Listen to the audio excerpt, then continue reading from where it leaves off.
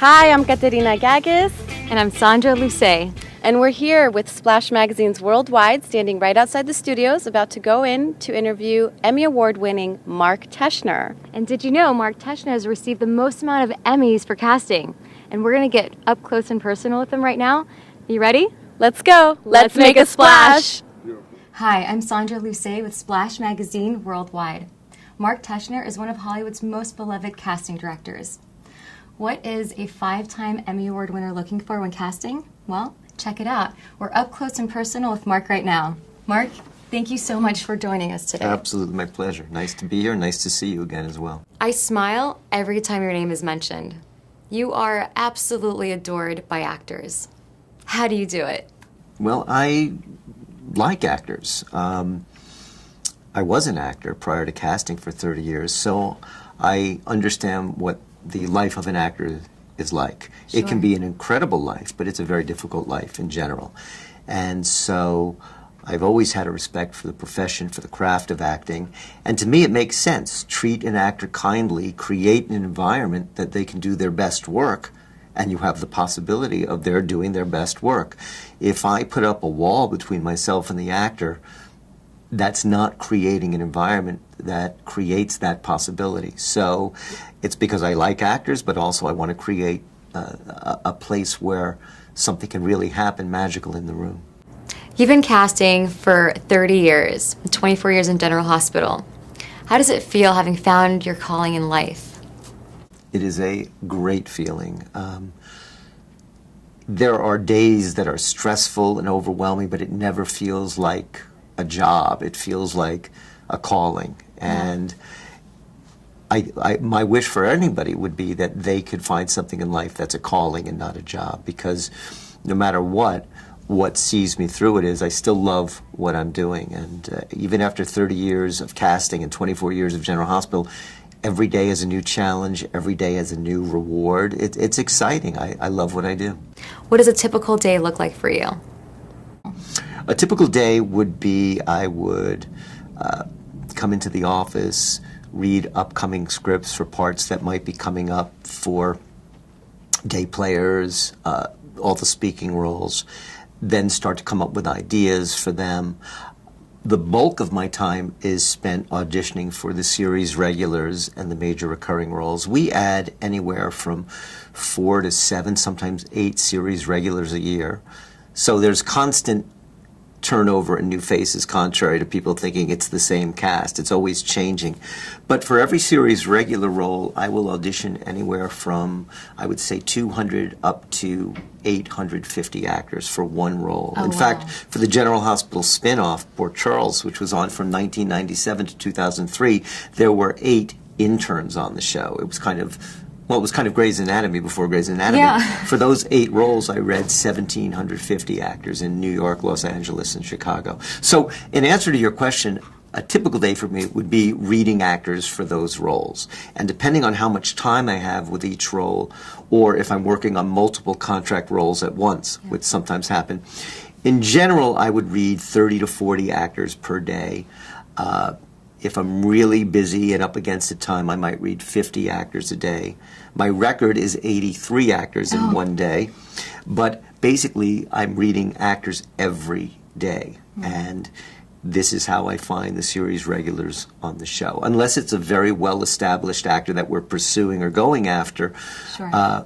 We're always looking for new, exciting faces to go with the veterans that we bring on the show. So my bread and butter is finding those people that will be on the show, that will have the impact on the show, and that will help keep the show current, relevant, and exciting for the audience so that we can go another 50 years.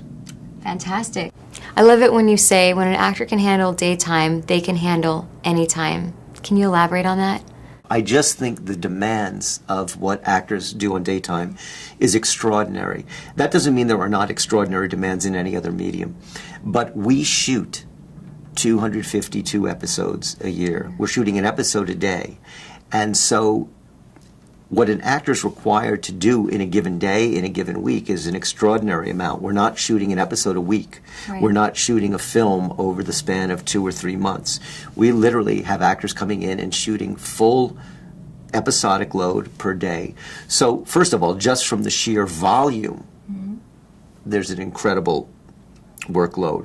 But what I really mean by the comment is the emotional demands for these actors. The characters on the show go through extraordinary emotions, complexities, the in real range time, right? in real time, so that the emotional demands, the visceral demands on the actors are really intense. So I feel that if an actor can come in and do daytime and handle the range that they're required to do, the emotional range, they can go to any medium and have the ability to find that, because they have really used that muscle so much in daytime. It's no accident that so many of today's movie stars and primetime stars come from daytime, because they have the chops. And if the you're on discipline. a daytime drama and you've been on the show for a few years, whenever you leave the show, whether it's on your own accord, your own volition, or whether the show has eliminated the character,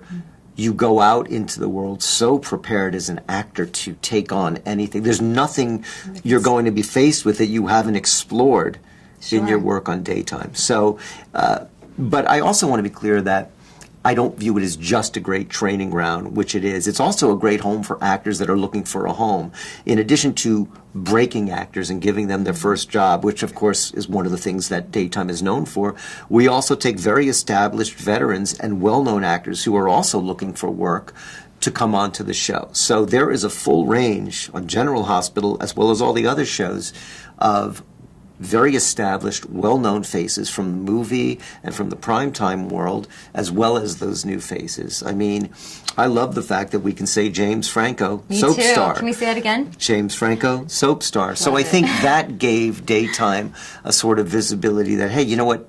This is a medium for actors, not daytime actors, but actors. And I think absolutely. daytime has really gotten out of that stigma. In the 24 years that I've been here, I have seen a shift in the perception in both the real world as well as the industry. It's no longer, daytime. It's really changed as a very viable opportunity for actors to work and have their work seen in. Absolutely. It's boot camp and it's a home. It's beautifully put. Well, we love James Franco.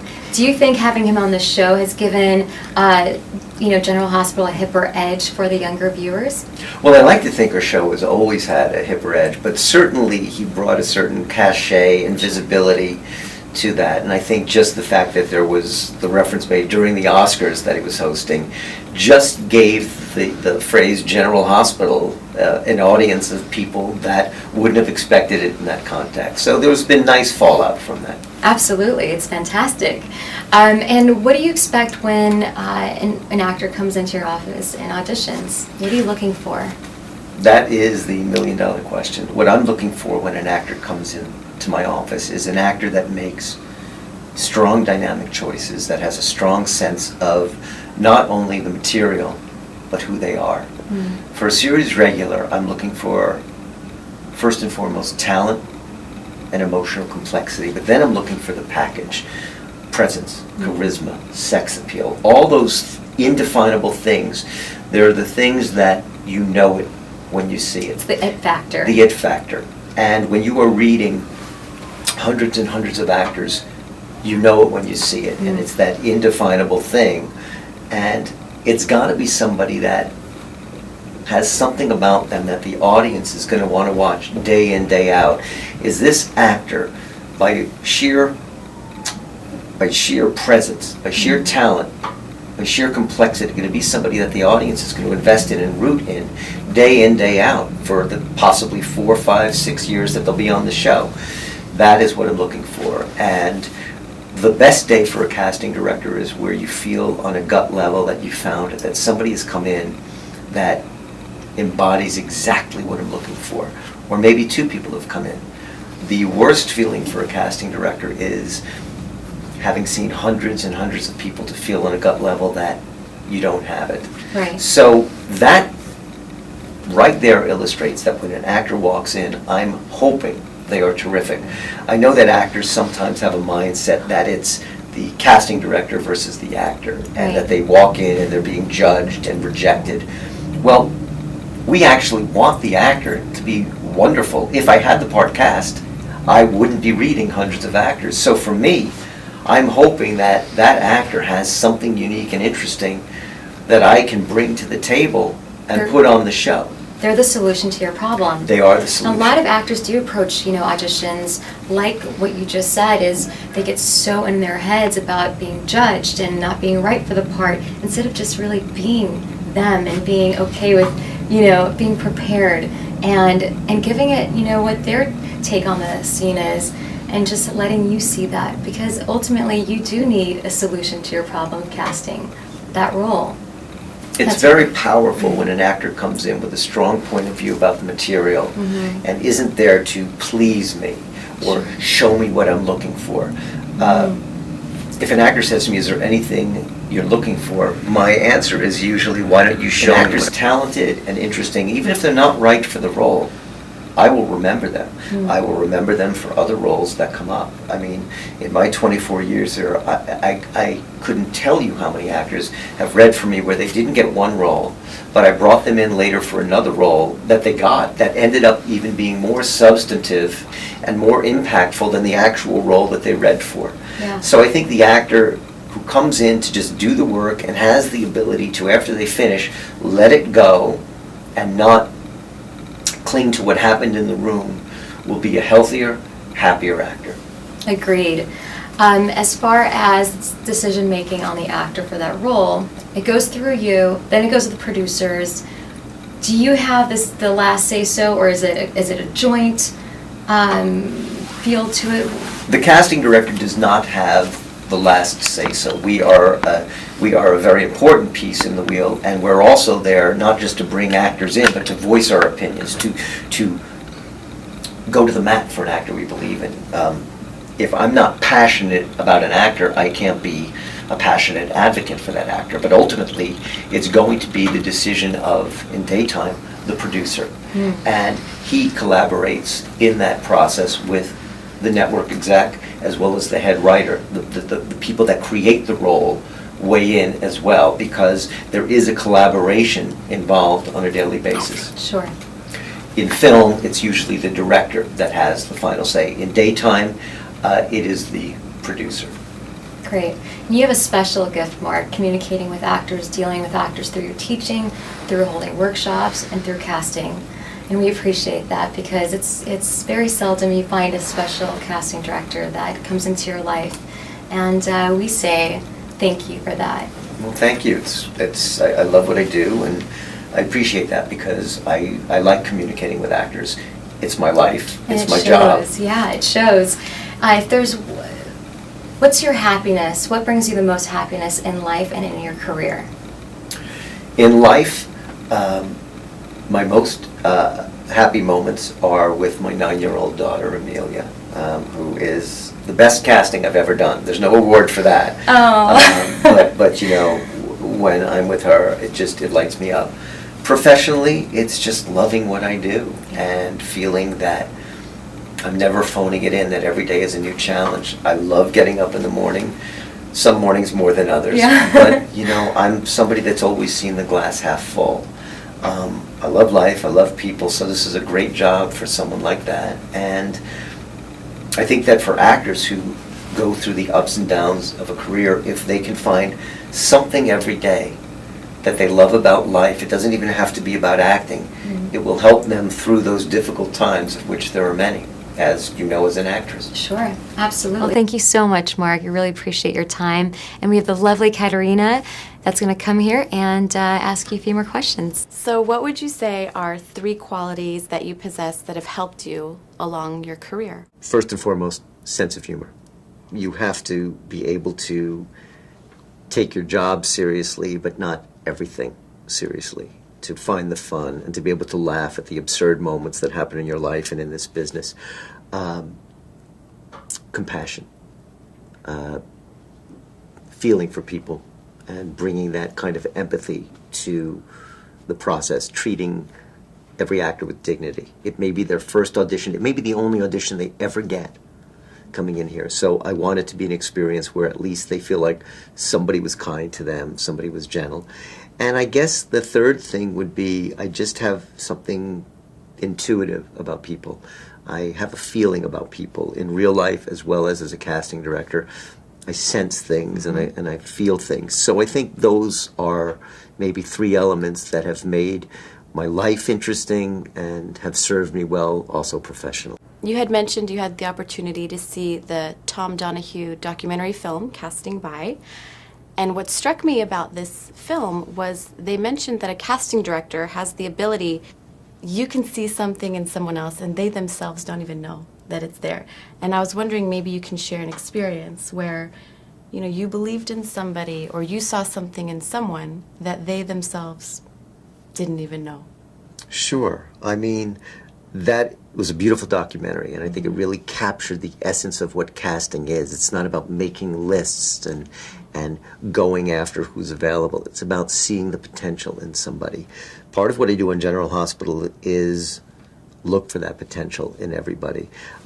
There's lots of stories with people that have come through the doors that maybe this was their first audition ever and I saw something. I mean, one that I can tell because she's told it many times is Vanessa Marcel, who got her first job ever on General Hospital playing Brenda Barrett. Went from being an actress who had not done a television show and was an unknown to being an Emmy winner and an extraordinary actress and a very impactful actress on the show. But when she was actually auditioning for the show, she was in the waiting room and looked around and felt very intimidated by all the beautiful actresses that were there and actually got up to leave right as I came out and called her name. Wow. So, first of all, thank God I came out when I did. Yeah. But here was an actress who had no idea of how beautiful, and not just beautiful, interesting and soulful she was. But I felt when I met her, even before she read, that I'd found the actress for the role. And she then said in the reading she felt like she was going to get it. So something happened there where she connected to her potential, maybe what I saw in her. But that's just one example of the right time with the right actor who discovered through the process their uniqueness. Right. That's one way of looking at it. Okay, so Mark, if you weren't doing this, what career do you think you would have chosen? If I wasn't doing this, which I can't imagine not doing, I might be a therapist. Since I'm the person that my friends come to when they're having dilemmas. So maybe that might be my profession. And sometimes as a casting director, I feel that way anyway, when people come to me and talk about their careers and their life and how they're intermeshed. I just think being empathetic as a casting director, as a human being, could be served in that area as well. But I'm not planning any career changes as well. I'm not planning on opening up a therapist office on the weekends. Okay. Well, let us know if you do by any chance. And I look around your office, I notice so many beautiful photos of your daughter, Amelia, 9 years old. I was wondering what would happen, what would you say if she came over to you one day and said, "Daddy, I want to be an actress." How would you handle that? I would tell her she could do anything she wants to do and let her find out. And in fact, that is a conversation that has happened. And she has her first professional headshot. So we'll see where it takes her. I want her to try to be as adventurous in her life as Amelia Earhart was. So we'll see. Aww. It's 2014. What do you have in store for the new year? Do you have any goals? Is there anything we should be looking out for? I want to continue doing what I'm doing, love what I'm doing, and, take care of myself physically as well as spiritually, and just make every day count. Awesome. Well, thank you so much really for being pleasure. with us. Okay, well, that wraps up our interview today. I'm Katerina Gagkas with Splash Magazines Worldwide, and today we were with Mark Teschner, Emmy Award-winning casting director. Thank you again.